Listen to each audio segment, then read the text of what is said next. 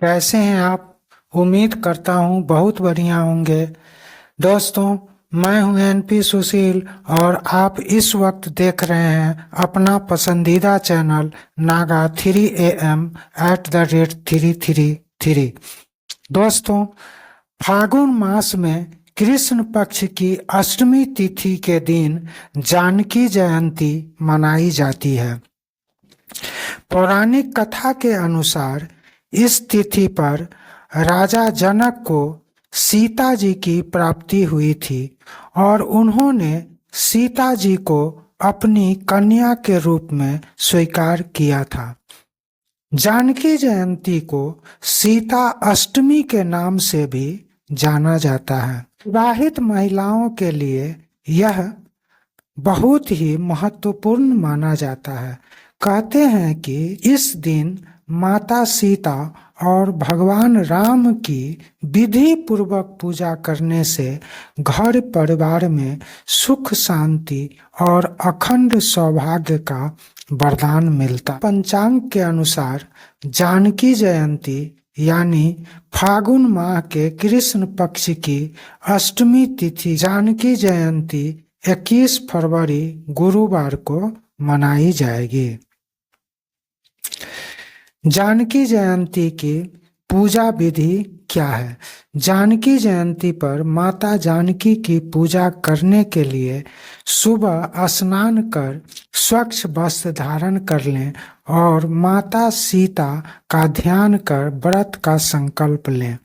इसके बाद मंदिर में चौकी सजाकर लाल रंग का कपड़ा बिछा लें और माता सीता और प्रभु श्री राम की प्रतिमा इस चौकी पर स्थापित कर लें।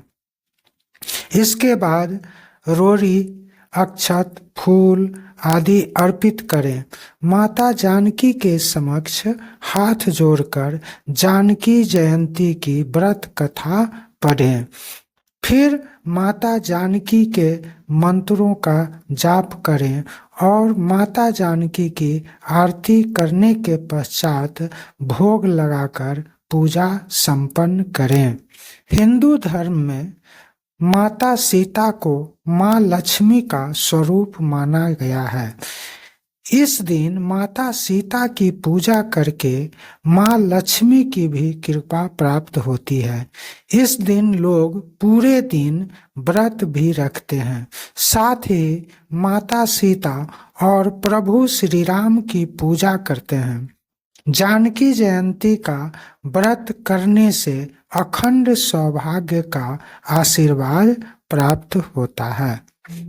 दोस्तों, अब जानते हैं फिल्म आदि पुरुष के रिलीज होने के बाद भारत और नेपाल में जो विवाद है उसके बारे में, और फिर आप डिसाइड करेंगे कि माता जानकी भारत की या नेपाल की। नेपाल के काठमांडू में फिल्म आदि पुरुष पर विवाद के बाद सारी भारतीय फिल्मों को बैन कर दिया गया। वहां के लोग नाराज हैं कि देवी सीता को नेपाल की बजाय भारत की बेटी बताया गया। सीता जी के जन्म स्थान को लेकर दोनों देशों के बीच झगड़ा काफी पुराना है। दोनों ही दावा करते हैं कि माता सीता का जन्म उनके यहाँ हुआ था। रामायण पर आधारित फिल्म आदि पुरुष रिलीज के बाद से चर्चाओं में है। भारत में जहां पात्रों के डायलॉग्स पर बवाल हो रहा है, वहीं नेपाल में इसकी वजह कुछ और है। फिल्म में कथित तौर पर माता सीता को भारत की बेटी बताया गया है, जिसे लेकर नेपाली भावनाएं आहत हो रही हैं। काठमांडू के मेयर के द्वारा इस मुद्दे को उठाए जाने के बाद काठमांडू म्युनिसिपल कॉरपोरेशन ने फैसला किया है कि जब तक सीता जी के जन्म वाले फैक्ट दुरुस्त नहीं होते, वो आदि पुरुष तो क्या कोई भी भारतीय फिल्म अपने थिएटर में नहीं दिखलाएंगे। देवी सीता के जन्म स्थान पर पहले भी नेपाल अपना दावा करता रहा है।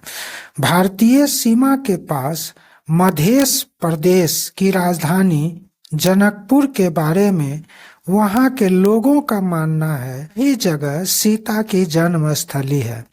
वाल्मीकि रामायण में भी सीता के जन्म और शादी के स्थान के तौर पर जनकपुर का जिक्र मिलता है।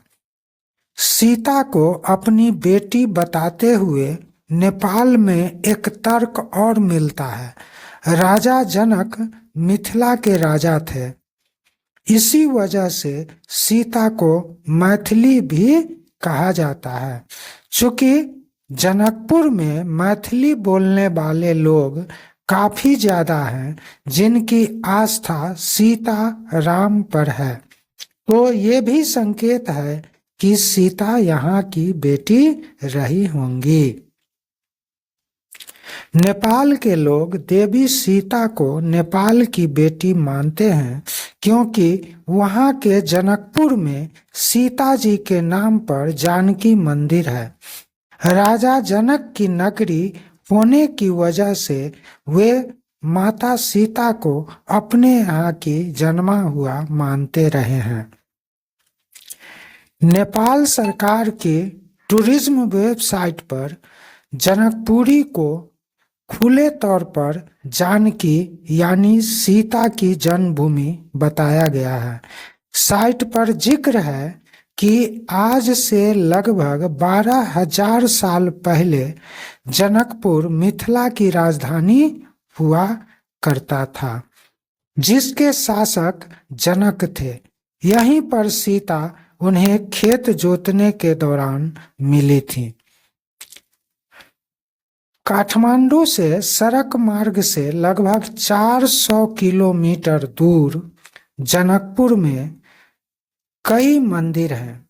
नेपाली आस्था के मुताबिक यहीं पर माता सीता का जन्म हुआ था, तो यहाँ काफी विशाल जानकी मंदिर भी है।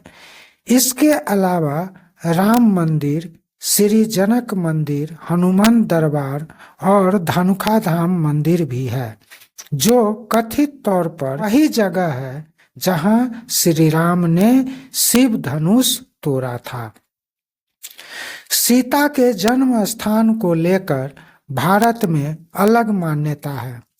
यहाँ बिहार के सीतामढ़ी को उनकी जन्मस्थली माना जाता है।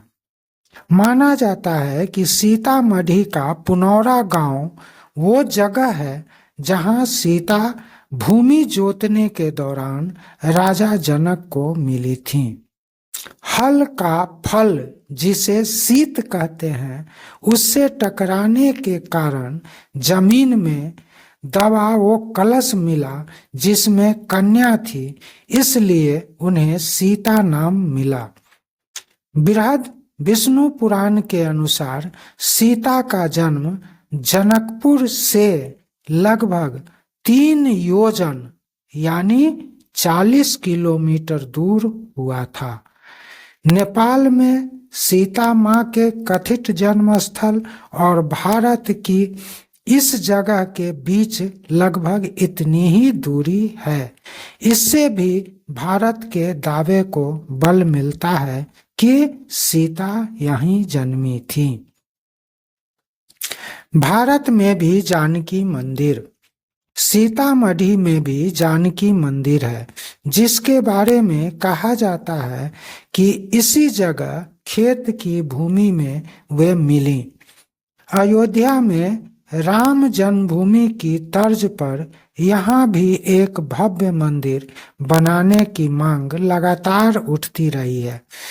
इसके अलावा एक कुंड भी है जिसे जानकी कुंड कहा जाता है।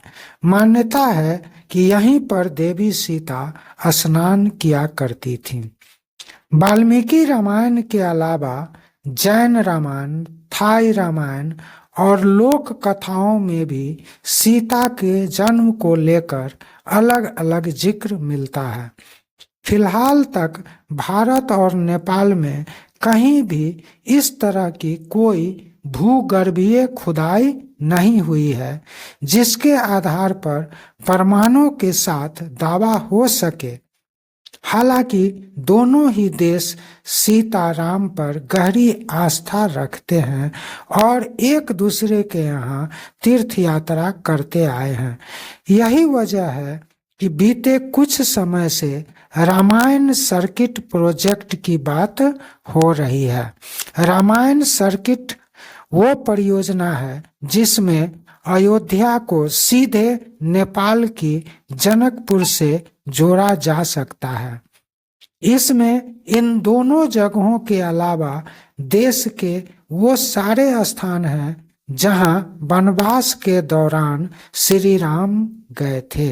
दोस्तों, आज का वीडियो आपको कैसा लगा कृपया कमेंट करके बताएंगे, और यदि अभी तक आपने चैनल को सब्सक्राइब नहीं किया है तो कृपया इस चैनल को सब्सक्राइब कर दें।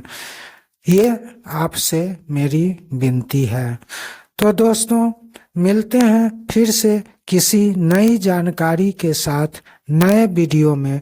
तब तक के लिए हमें आज्ञा दीजिए। नमस्कार, जय हिंद, जय भारत।